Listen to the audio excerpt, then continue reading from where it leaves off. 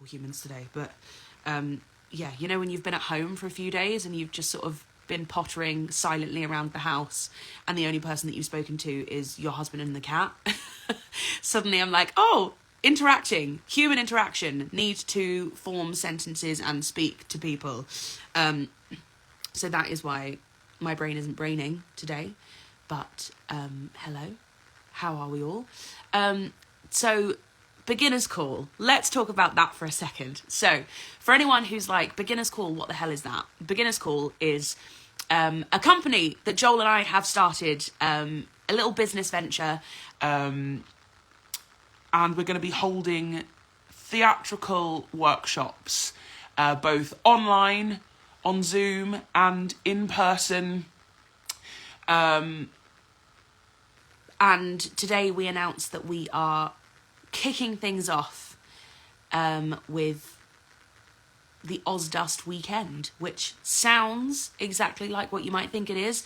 We have some wonderful West End performers who will be, who have been in Wicked, who have played Elphaba, Glinda and Fiyero, and they will be chatting to you for an hour each over the course of a weekend about the songs that they are literally my brain doesn't work. The songs that they have performed in the show. Someone said I thought she was pregnant. Was that a lie? I am pregnant. I am 32 weeks today. 32 weeks pregnant. Tangent. So yes, we've got the wonderful Carrie Ellis, the lovely Alice Fern, the incredible Diane Pilkington, and the charming Oliver Tomset, all ready to talk to you about the songs that they have sung. In 1,000 years. What's that? That's the Sound of Music. I'm going off on a tangent again. So yeah, we've got Alice Fern, Carrie Ellis, Diane Pilkington, and Oliver Tomset. And they're going to be talking about The Wizard and I, Popular, No Good Deed, and As Long As You're Mine. And I did a workshop last year, I forget when, and I used this format that Joel got very excited about, where I basically... I was sat there thinking, right, how do I talk about a song that I have sung from a show on Zoom with, you know, there'll be a couple hundred people there if you know, tickets sell well, which obviously means that I won't be able to interact one-on-one with everyone. So how do I do a workshop that makes it interesting and... you know, how do I approach that? So I decided to take the song On My Own, which is a song that I love dearly, and it's probably the song that I've sung most in any role throughout my career, because I spent almost 3 years playing Eponine. And I basically broke down the song and figured out, you know, on my own, in my own time, where all the emotional changes were within the song, where, you know, you go from one emotion to another, and why, what the emotional stakes of the song are from start to finish, and which lyrics are always sort of like the most poignant, and not only my own personal opinion, but also things that were shared with me during rehearsals about the song and the way that the song came about and why it was written and what part it plays in Eponine's story, and basically just compiled everything I know and was taught and love about the song on my own, and then did that as a workshop and talked about the song for about 35 to 40 minutes, and then the last 20 minutes were a Q&A, either about the song or just, you know, in general about my time in Les Mis or about whatever anyone wanted to ask me. And yes, when I did that, it went really well, and I really loved it. The feedback that we got from everyone seemed really positive. And Joel got really excited about it, because out of the two of us, Joel is the teacher. Joel is the one who, you know, he's taught all throughout his life. His mum runs a dance school. You know, he's had a lot of experience teaching people and sharing his experiences and wisdom. And also, you know, runs an Amdram company as well in Crewe and has held workshops sort of like this. So this was like very new to me. But Joel was very, very excited about this breakdown workshop that I had done for this song, because he hadn't really seen it done before, or just hadn't ever, you know, thought of that kind of approach to doing a workshop. So we then started conversations about how, you know, there's so many wonderful musical theatre songs, and most of the messages that I get in my inbox are, I'm singing on my own for an audition, or I've got to sing pulled for a concert, or I have to sing I Dreamed a Dream for X, Y, and Z. And I need, do you have any advice? Like, how do I get the best out of this song? How do I portray this character to the best of my ability? And the reason that I get those messages is because that I'm the person who has, you know, either most recently played those roles, or I'm someone who has played those roles in the past, who is easily accessible via social media. So we were like, why don't we reach out to our incredible friends within the musical theatre industry, who have experience singing these songs that so many wonderful young performers are singing for auditions, are singing in concerts, are using as their, you know, audition pieces for drama school, and how can we help, basically? So, you know, with songs like The Wizard and I and No Good Deed, like, I don't have experience singing those songs, but we know wonderful people who do. So we've reached out to Alice Fern, we've reached out to Kerry Ellis, to Diane Pilkington and Oliver Tomset, and we have asked them if they would be able to break down those songs for you, and they will be doing hour-long workshops. So there's 4 workshops in total. They will each be doing an hour-long workshop on those songs, and over the course of a Saturday and a Sunday. So 2 hours on a Saturday, 2 hours on a Sunday, and it's the 3rd and 4th of February. That is the Ozdust weekend that we are doing. My brain isn't braining, so I think those dates are right. And tickets are currently available. And of course, because it's on Zoom, anyone can join as long as you get the time right. If you're in a different country, you'll obviously have to figure out which times, you know, what time it is in your country compared to where we are in the UK. So yes, that is a thing. And tickets are currently on sale. It is £25 per Zoom, but if you want to attend the whole weekend, then you get a £25 discount, and it's £75 for the entire weekend for all 4 workshops. There will be a chance for Q&As at the end as well, but we're going to get questions in ahead of time, just because, you know, lots of people ask the same question, and we want to make sure that, you know, our lovely guests who are joining us have time to look at the questions beforehand, just so they know what's what. Joel and I will also be on the Zoom, mainly because Wicked is one of my favourite shows, and I'm a very big Wicked fan, and I'm also a very big fan of all of the people who we've got guesting, even though I, you know sort of am acquaintances with a couple of them. So Joel and I will also be there hosting the event. We'll be the ones asking the questions and sort of, you know, trying to facilitate as best we can. We've also got 2 wonderful people, Ben and Leah, who are helping us out adminning, is that a verb? I don't know, is that a word? They will be doing the admin for us, so they will be, you know, checking people in and out. So we have, you know, a wonderful team with us who will be doing this weekend. So there is a link in my stories at the moment to get tickets. If you also head over to the Beginners Call Instagram,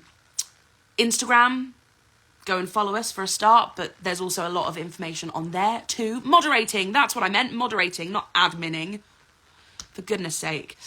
It's called Ozdust because let's go down to the Ozdust ballroom, we'll meet there later tonight. Bow, bow, bow, bow. Hardcore Wicked fan right here. I've seen Wicked 8 times, I think, now. I love it so much. I will never, ever get bored of seeing that show. So yeah, if you're interested, if you are someone who is thinking about singing one of these songs. Again, the songs are No Good Deed, Popular, Wizard and I, and As Long As You're Mine. So there is a duet one as well where Ollie Tomset and Carrie Ellis, I believe, will be talking together about their experience of duetting that. I feel like I'm getting all these details wrong. I really hope I'm getting these right. So yes, those are the songs. If you're thinking about singing any of those songs in the near future, if you need help, singing those songs for an audition, and you want to hear from the best, hear from the people who sang those songs 8 shows a week, and who know them inside out, and were also given advice by the people who create Wicked and put Wicked on as a show, the directors, all of the amazing advice that they get given in a rehearsal room, they will now be able to share this with you. So if you are interested in those, and also if you're just a massive Wicked fan and you just want to listen to the previous stars of Wicked talk about their experience singing those songs on a stage, then get a ticket, come along. Hang on, I'm getting some questions in. What would the session set out look like? Would it be more like a lecture where you take notes, or would you need to perform and get feedback? There will be no performances from anyone, because ideally we want to cater to as many people as possible, and having people within the audience singing means that it would take a lot longer than an hour to get through everyone. That would be like a whole day's thing, and sitting on Zoom for that long just isn't really fun for anyone. So yes, it is more sort of like a lecture, take notes, sort of listening to the wonderful performers talk about their experiences, and then at the end there will be a Q&A style thing. A Q&A. I don't know why I can't speak today. My brain just isn't forming sentences. Eventually, we will be doing in-person attendance workshops where, again, there's obviously pros and cons to doing Zoom and doing in-person. In-person means that a lot less people can attend, because obviously hiring venues that are, like 1,000-seaters that's just not within our reach currently, because we are only a small starting out venture. And also it means that only people who can make it to that one in-person venue will be able to attend. It suddenly sort of, cuts out a lot of people, whereas on Zoom we can suddenly cater to a lot more people, because you can tune in from anywhere, and it just makes it a lot sort of easier. And also the ticket prices will be cheaper for Zoom workshops, because it's not in person, and therefore you shouldn't have to pay for in-person prices. But it also means that our costs are lower, so the ticket prices are naturally cheaper for a Zoom online workshop. So yeah, I feel like I've just talked myself out. I feel like I've just gabbled for a long time. I've got a full cup of tea here that's going cold. I also have a stitch from talking as fast as I just talked. Will there be refreshments and baked goods? Only if you provide them, because this is a Zoom workshop that you will be attending from your own home. So if you would like to provide yourself with refreshments and baked goods, then you can absolutely go for it.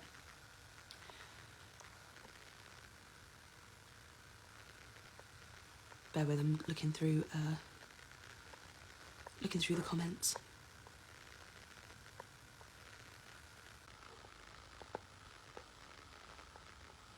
There's a conversation going on that I'm trying to track back, and now I can't find it.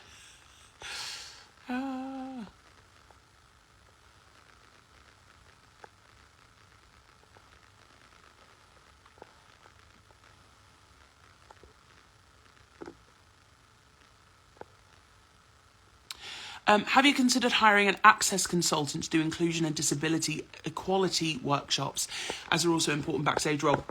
We have absolutely been discussing how we can make Beginner's Call unique. And one of the things that we've been talking about recently is doing a workshop, like an accessible theatre workshop, and having, you know, access consultants come in, people who, you know, wheelchair users who are currently performing, deaf performers who, you know, have found their way to the stage and are not only part of the theatre community but are also succeeding within the theatre community, and holding a workshop with amazing performers like that,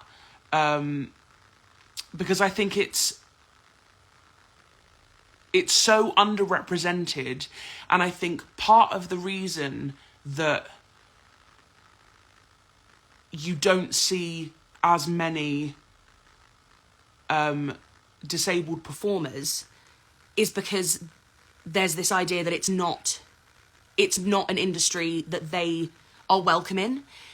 And I think that that's wrong on so many levels, and I think that representation is what will help get more and more people of all, you know, of a huge cross-section of representation of real life, whether it's people who are less abled, people of all genders, trans performers, everything. I feel like the more representation and the more that we show that theatre can be accessible and that theatre is for everyone, whether you're performing or whether you're watching, I just think it's so important. So I would really, really love to have an accessibility workshop at some point and to reach out to performers who would be interested in doing that kind of thing. Obviously, this I'm talking like further down the line.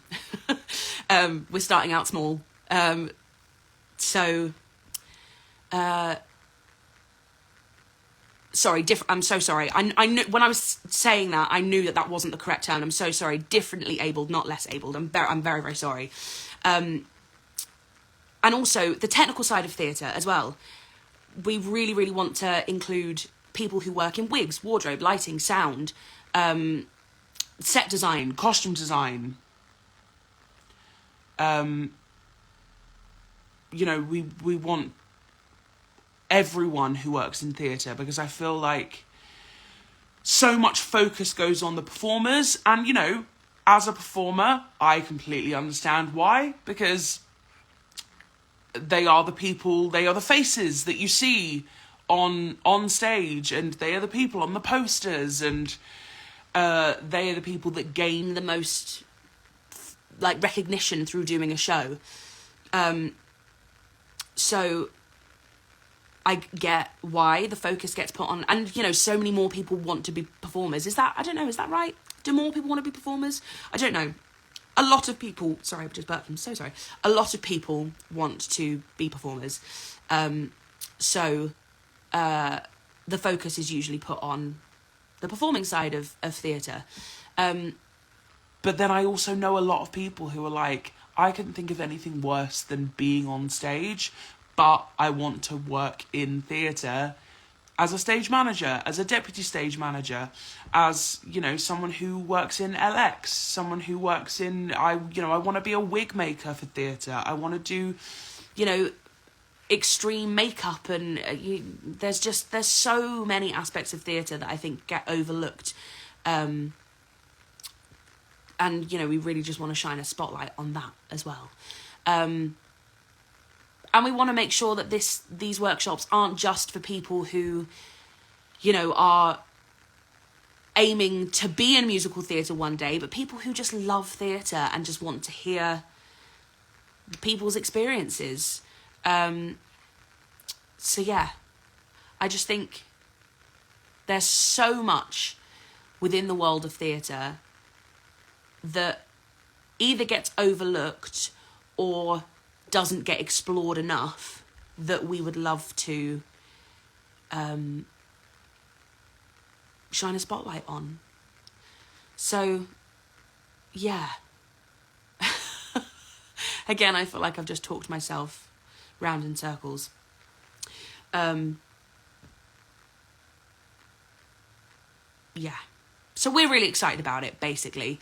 And we, hope you are too. And we hope that it's something that, will do well. It's always terrifying when you start a new, little venture like this. And I've always been really apprehensive of teaching in any way, because I didn't train in musical theatre. So I always go, who am I to be teaching anybody? Who am I to be, giving anybody advice on anything? Oh yeah, the Edgar mug. My mum got me this for Christmas. How cute is that? It's not actually Edgar, it just coincidentally looks very much like him.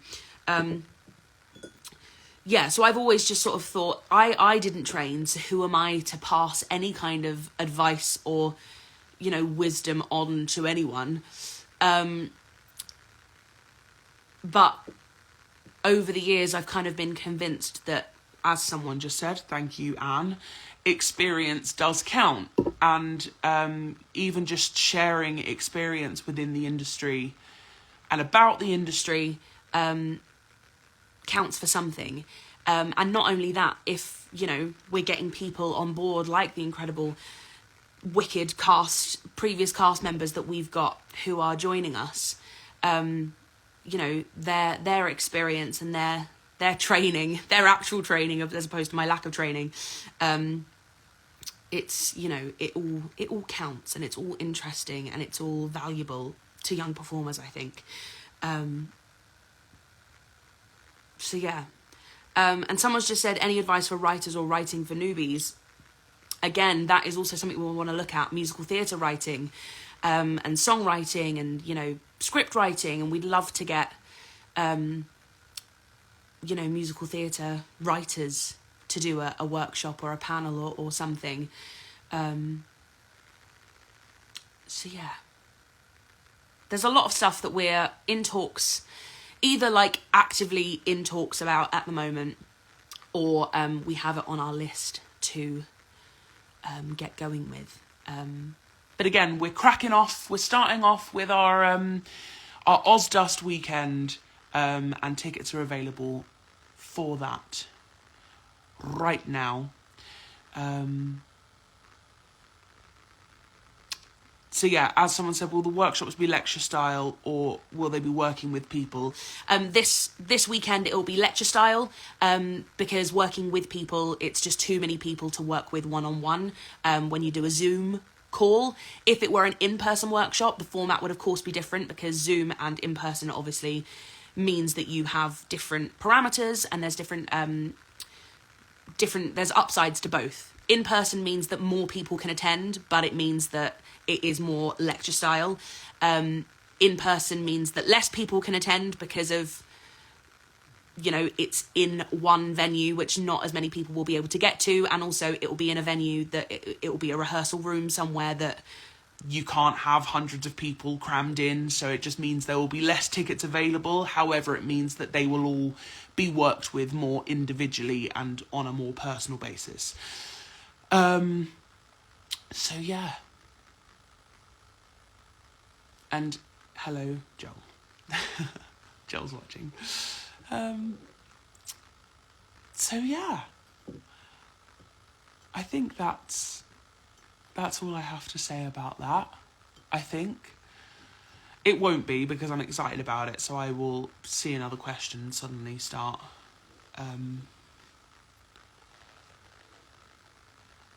oh.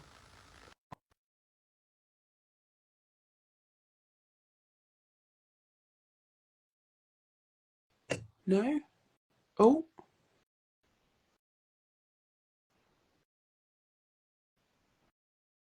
I'm accepting. There we go. Hey! Hello. Oh, yay! You right? I'm alright, how are you? I'm good. It took ages to accept the request for some It's reason. okay. I was just thought I'll pop on while you're speaking some wonderful things. It's the king. I feel like you need a fanfare. Yeah, I mean, I don't know. Actually, no, the show hasn't started. I was like, has the show started yet? I don't think Well, it the has. show's definitely started. Just Act 2 hasn't started. If the show hasn't started, then something's gone horribly wrong. No, I'm just sat here, dressed. Yeah. Red, I don't come home, do I? I just sit here. No, you just, you stay there. You Like sleep this. there. Yeah, it's been an exciting day for us, hasn't it, really? Yeah, I'm excited. This is kind of weird. The last time we ever did a live like this, we weren't together. We weren't even a thing. We weren't a thing. We Yeah. weren't a thing. How crazy is that? Yeah, that is mad. And now We're married and we have a baby on the way. Peanut in my belly. You have a peanut in your belly. Yeah. How someone says it's mum and dad. Well, if Scott and Matt are watching, yes, technically we are mum and dad to those two. I did that classic thing of pressing play on the live stream and then going, I've forgotten all of the details of our workshop. It's been really, really fun. It's like, I think it's been amazing that we've had such wonderful responses with having Carrie and Alice and Diane and Oliver take part, for sure. And all the questions that we're asking, it's kind of impossible sometimes to answer all the questions because we have so many ideas, don't we, that we want to do. It's just kind of dependent on time and availability, really, of people. So, but we've got a meeting about a technical one, haven't we, in a week's time? So we're really excited about getting that up and running, which is great. But how are you feeling, my wife? Huh? How are you feeling? I'm good. I was just gonna say, like, I think the sooner that we can get like different, my brain's just stopped working today. The sooner that we can get like more technical workshops up and running, I think the better, because there's just, I feel like there's a lack of that at the moment. There's a lack of the technical side of theatre being represented as a equally as valid career path to go into in theatre. Yeah, absolutely. I think it's also difficult because I think you feel like the technical side is so hands-on, whereas actually there is a lot of technique or certain, let's say, formats of how to do certain things that you can actually learn on a Zoom session or you know, through a PowerPoint or something, which a lot of people would know. And I think when you're younger, you know, I think a lot of us all start on stage in some capacity, but as you kind of get older, a lot of people kind of go, this kind of isn't for me, being in front of people doing this thing, but I still love this world. Yeah. And it's funny, I was listening to you before when you were saying about like your experience and like not going to drama school. And I'm a massive believer that everyone has a different way of getting there. Yeah. I think your experience, for me, you know, obviously drama school was an important thing in my life in one sense, but I don't think I ever learned as much as I did when I was on the job. Yeah, I've heard a lot of people say that, and I do think that, you know, drama school is obviously massively valuable, and teaches you like so many lessons that I had to catch up on. There were so many things when I went into the industry, having not trained, that I was like, oh God, I would have learnt this at drama school, and everyone around me seems to know what they're doing and I don't. And this is something I'm just going to either have to bluff my way through or just ask everyone around me for advice. But then there were so many things that even the people who had gone to drama school were learning on the job. They were like, I feel like I've been thrown in at the deep end just as much as you have. So it was nice to kind of feel like there were things that we were all in the same boat on. Yeah. But it's hard to remember that when then suddenly someone's like, hey, come and teach a workshop. And you're like, ah. Yeah, I think, but also the things that you learn, it sounds ridiculous. Well, it doesn't sound ridiculous, but 8 shows a week. Like, you find different things in shows every time, you know, when you were playing like Fontaine or Veronica or Wednesday or whoever, you do end up like going through a period of time where you hit certain markers in your show, but then you also find new things that will set you up for those next 2 or 3 weeks to give you something fresh in your mind.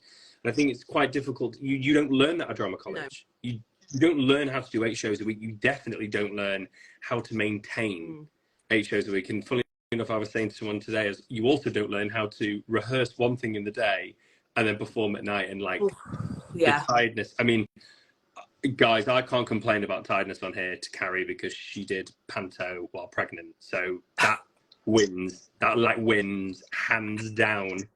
And there's also, we've got a lovely Ava in our cast as well, who's pregnant as well. I take my hat off to all women that are pregnant, but especially women that work while they're pregnant as well. I mean, that's hard.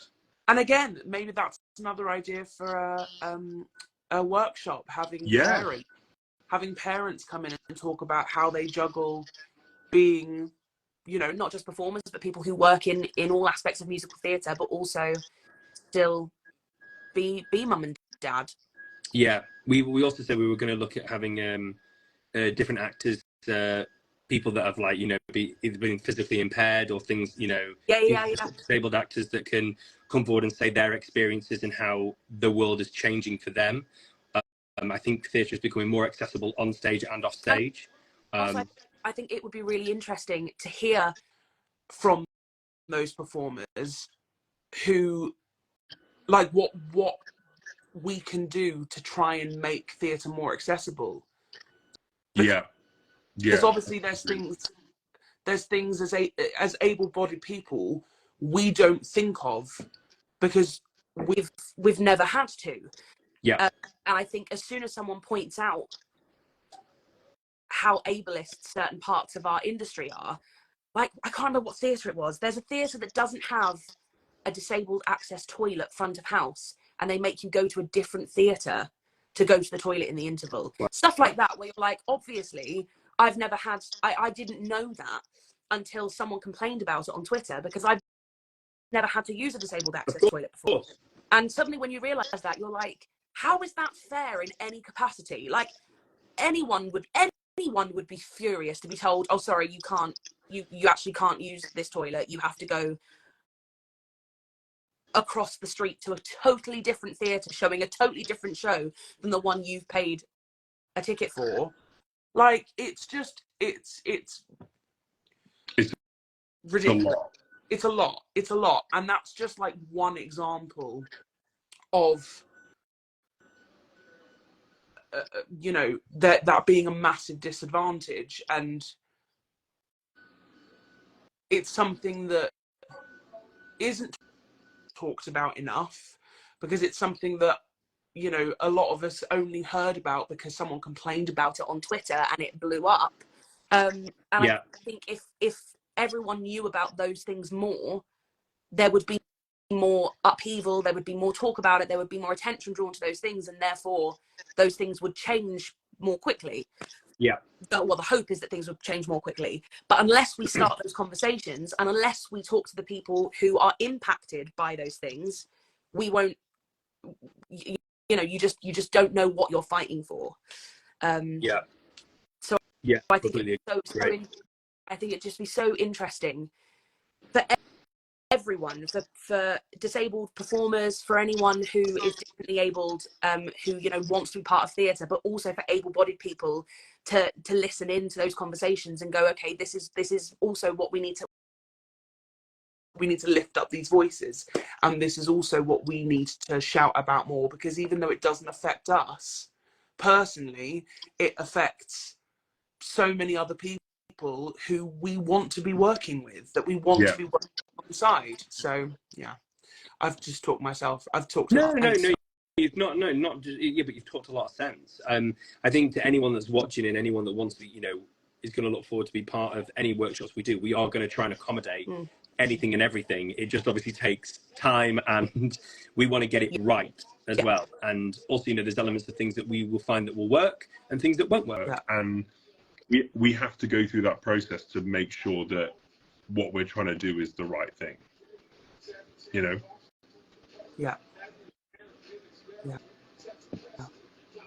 That's the show. But